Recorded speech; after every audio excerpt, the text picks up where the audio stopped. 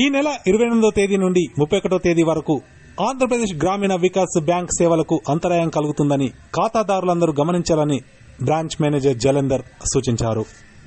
సిద్దిపేట జిల్లా తోగుట మండల కేంద్రంలోని ఆంధ్రప్రదేశ్ గ్రామీణ వికాస్ బ్యాంకులో ఏర్పాటు చేసిన మీడియా సమావేశంలో ఆయన మాట్లాడారు.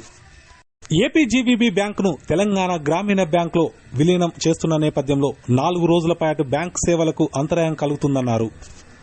జనవరి 1వ తేదీన బ్యాంకు సేవలు పునఃప్రారంభం అవుతాయన్నారు.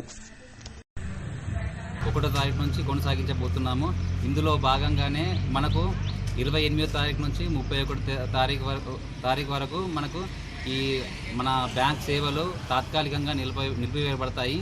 కాబట్టి ఖాతాదారులకు విజ్ఞప్తి చేయడం ఏమనగా, ఈ 4 రోజులు మీకు ఏమన్నా అత్యవసరాలు ఉన్నా ముందుగానే ప్లానింగ్ చేసుకొని తదనంగా మీరు వాటి ట్రాన్స్ఫర్స్ అయి ఉండొచ్చు, లేకపోతే డబ్బులు తీసుకోవడం ఉండొచ్చు, ఏ కార్యకలాపాలైనా మీరు ముందుగానే ప్లానింగ్ చేసుకోగలరు.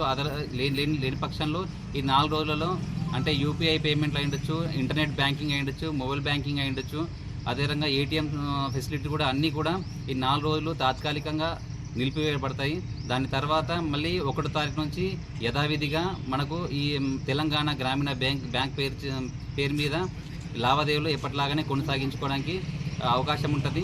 సో ఇదే విధంగా మన బ్యాంకులో ఇప్పుడు ఇదివరకు ఏవైతే మనకు ఇన్సూరెన్స్ స్కీమ్లు, హెల్త్ ఇన్సూరెన్స్ కానీ మన లైఫ్ ఇన్సూరెన్స్ అయ్యొచ్చు, పిఎంఎస్బీవై, పిఎంజేజేబీవై, ఏపీవై స్కీమ్లు యథావిధిగా కొనసాగించబడతాయి.